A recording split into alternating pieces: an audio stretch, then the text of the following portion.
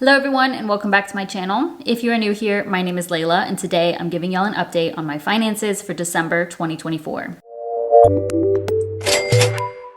Happy New Year! This is my first video of 2025 and we've got to wrap up the end of the year, so there's going to be quite a few videos doing just that. So first we're going to start with wrapping up everything for December. I'm going to go through all of my numbers, my income, my spending, net worth, all the good stuff, even my goals. So these videos tend to be pretty long, so I'm just going to go ahead and get started, and I'm going to start with the goals that I set for the month of December. First goal was to make at least $5,000 in business income. I did not reach this goal. I actually didn't even hit $4,000, which is pretty disappointing. I'll give you the exact number in just a moment. I was expecting to earn more in the month, but things just did not work out as planned, obviously. But I still had a pretty decent month, and I know that January is going to be much higher. It's going to be like double what I've made in December, and I do want to continue that. Of course, y'all know I have some pretty big goals going into the new year, so definitely have my work cut out for me. But yeah, I am kind of bummed that I didn't hit that in December, just because it also didn't allow me to hit my second goal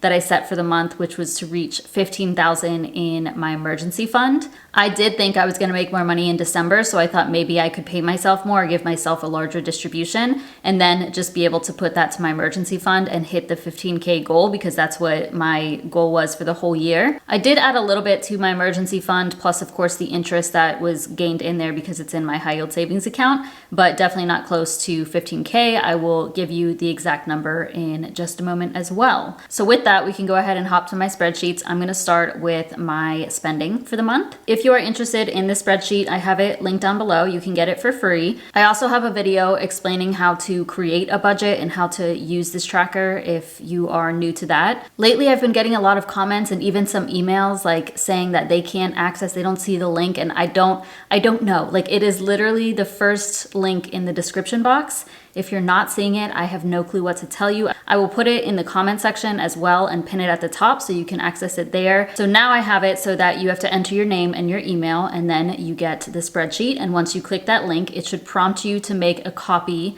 of this document. If that is not happening and it's just opening up the spreadsheet and you can see it, you can go to File, Make a Copy, and then you can have it on your Google Drive. If you're not seeing anything, it may be because you don't have a Google account.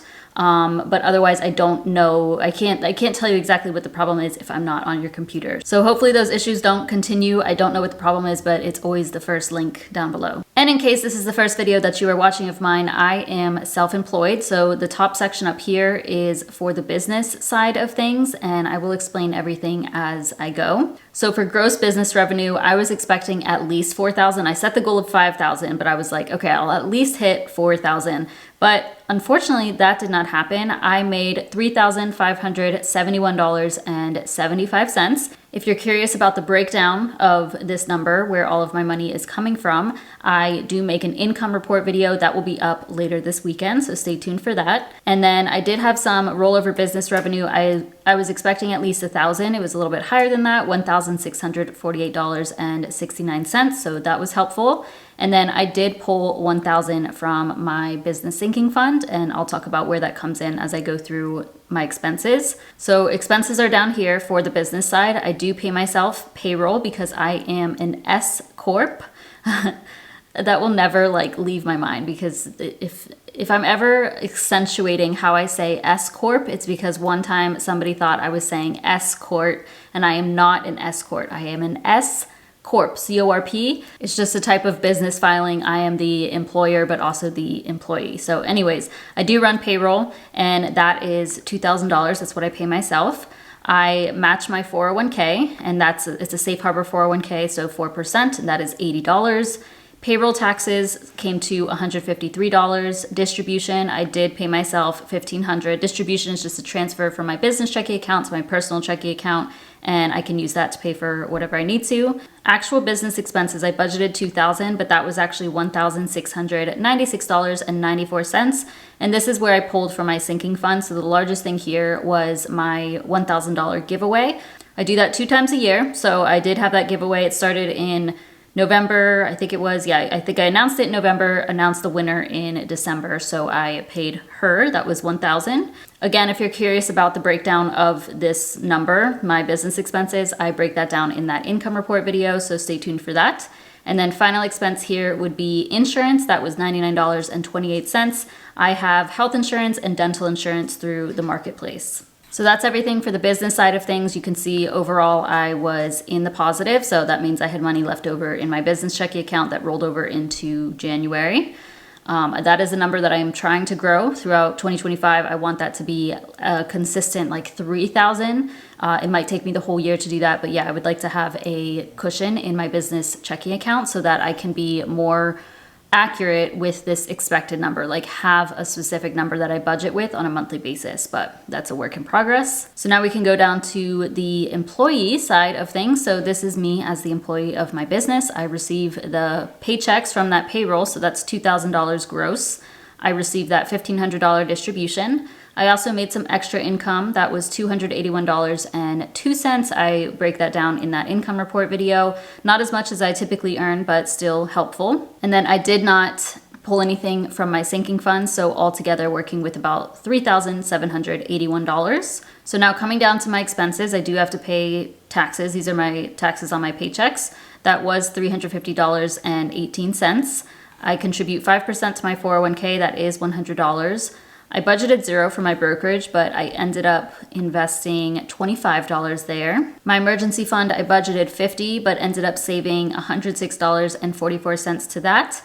My gift sinking fund, I did not add to. My car maintenance sinking fund, I did not add to.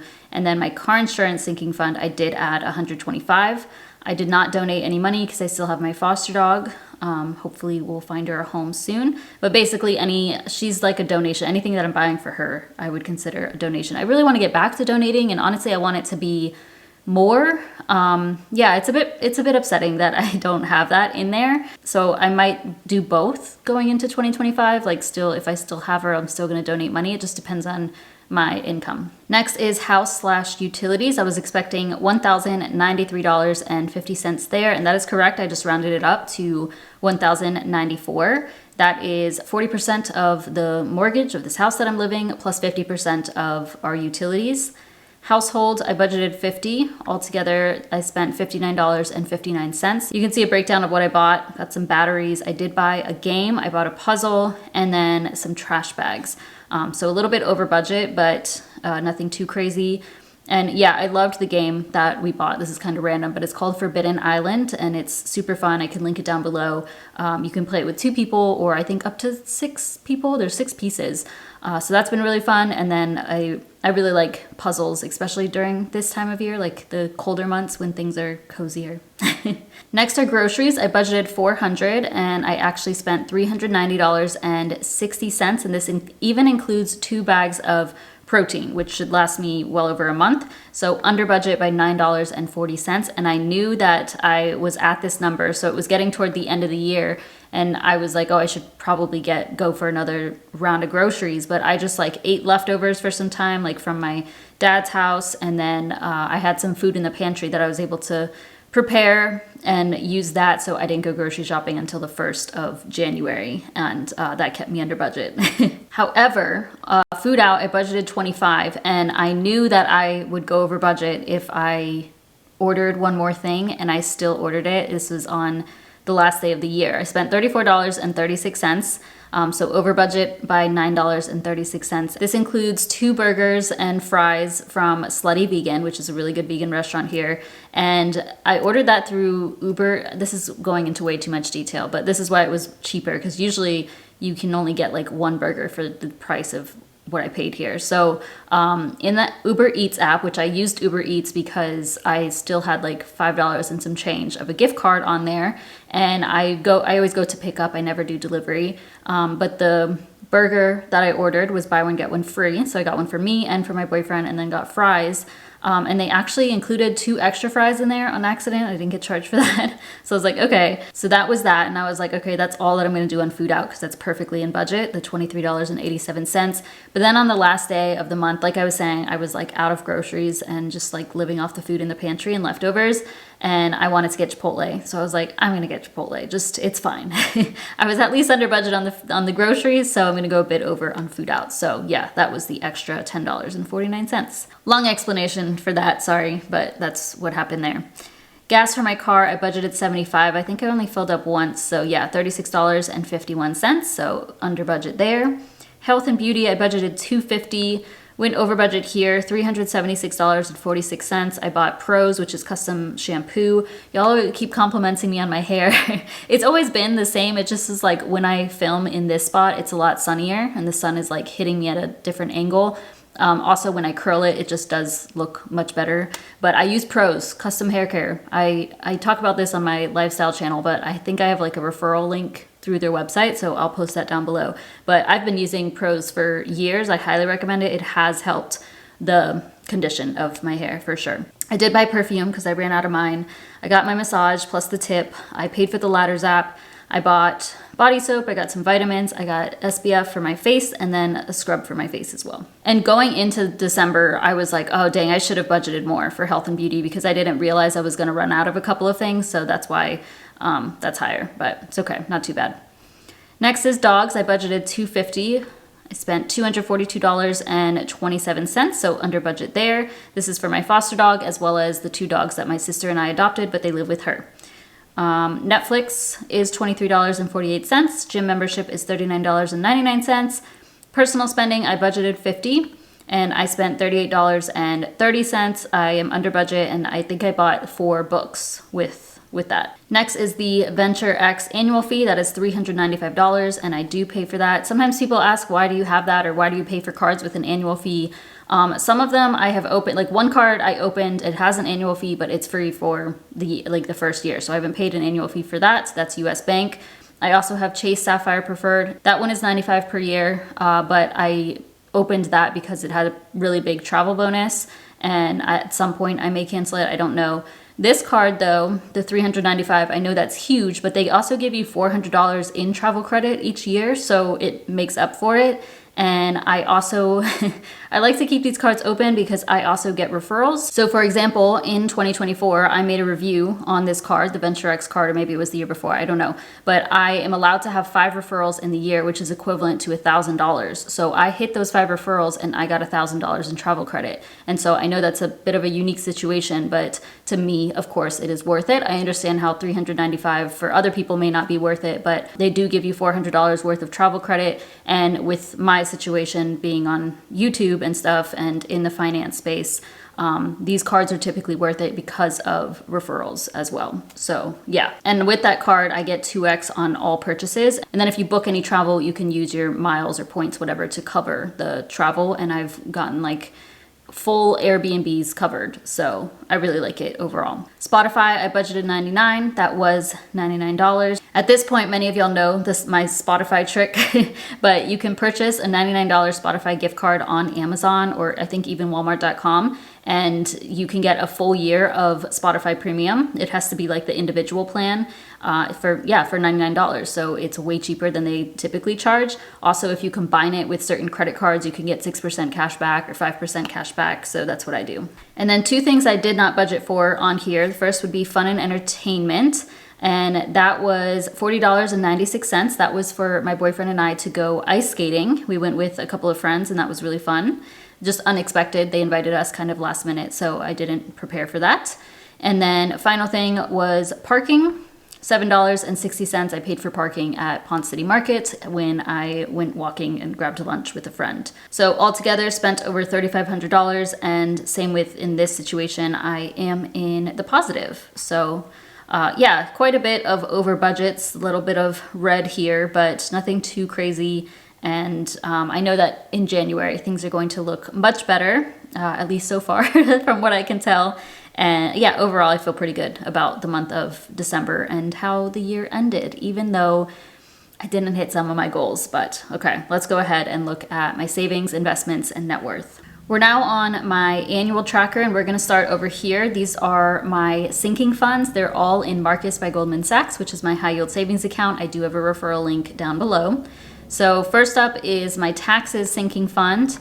Ended there with $43.83. I didn't add anything to it, just some interest.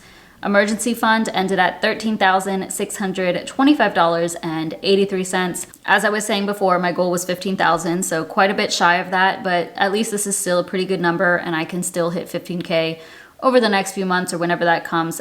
Really at this point, I've really preferred investing the money, putting money to my brokerage account over my emergency fund. But since I am self-employed, that's something that is important for me to have that emergency fund and also a business checking cushion. So just, yeah, both things to work on. Gift sinking fund, $1,143.87. Travel sinking fund is at $6,267.37. I'm so glad I have that. It's just every time I see that, I'm like, oh, that's awesome. No crazy travel. We're going on one trip later this year, but it's not going to be too expensive. And then after that, I don't know, but I just feel really good having this money there because I'm like, I know I can travel and not worry about it, you know? It won't feel like a stretch whatsoever. Next is my car maintenance sinking fund. That is at $3,535.80. Then my car insurance sinking fund, $145.15. My insurance savings, so this is for, I have a tax credit with my marketplace health insurance, which I'm pretty sure I'll have to pay back. So I just saved that money, $2,548.73 there. If I don't have to pay that money back, maybe I'll owe taxes. I don't know. So that's what that will be for. If I don't owe taxes, then I will just save it. I'll probably just keep it there to save it for this year because I also have a tax credit for this year and I may have to pay that back the following year. So I'll just let it sit here and grow, but I'll let y'all know. Then we have my business sinking fund, which I pulled $1,000 from, so that's dropping a bit. $928.91 left there. At some point, I would like to replenish that. Maybe over the next few months, I'll start adding to it again, just so I can save up that $1,000 again to do my next giveaway. But I should be able to cash flow it either way. Next, we're gonna go through my investments. We have some decreases here. The Roth IRA went down 3%. That's at $39,342.06. My 401k, I think this is the only one that increased, so barely 0.14%, $40,671.43 there. Next is my SEP IRA that also decreased. It's down 2.4% at $445.73. Next is my brokerage account with Vanguard that is also down 2.2%, and that's at $10,737.17. And then Coinbase, I don't have anything there. So altogether, $91,196.39 invested, which is a bit of a bummer because now I'm down there again. I had over 92,000 last month. Overall, down 1.5% as far as my investments go. Now we can look at my net worth. So before I scroll down there, I do want to say that I exclude my tax savings from my net worth. I don't count the value of my car as an asset. That's just personal preference.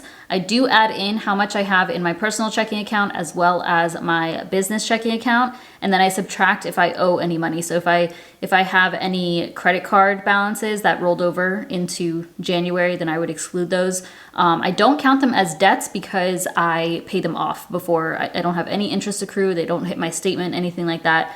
So yeah, I just make sure to subtract it from that checking balance. So altogether, my net worth decreased. Unfortunately, it's now at $119,652.13. I really wanted to end the year at $125,000. That was like my new goal after quitting my job. But the market had other plans, which that's okay. That's kind of what I expected. That's why when it comes to net worth goals, you can't really take them too seriously because you don't have control over that. You can invest money, you can save money, but you can't control the market. But I would say it's still pretty good. And also, if you look at how much my net worth increased since last year, it's over like 35,000. I think over 36,000 since December 2023. I will give you the specific numbers when I give you a full 2024 finance review, but that's where we ended things for 2024. And then I have the net worth chart for 2024. You can see the decrease. There was a couple of decreases throughout the year. And then I also have this chart which starts from January 2021 where my net worth was negative. I wish I had data from before this, but I don't. So negative 23,000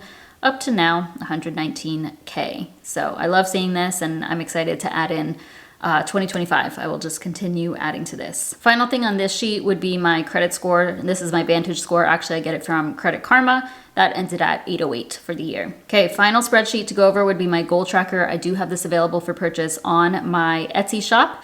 So starting over here, I wanted to max out my 401k. I crossed it off because I knew I would not be able to max it out once I quit my job. But I did open a solo 401k, so I was able to continue to add to that. That was another 100 just from me as the employee. I don't count my match because that doesn't count toward the actual contributions.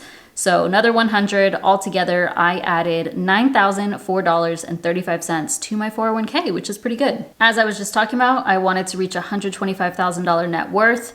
My net worth decreased by $2,893. So yeah, ended the year at $119,652.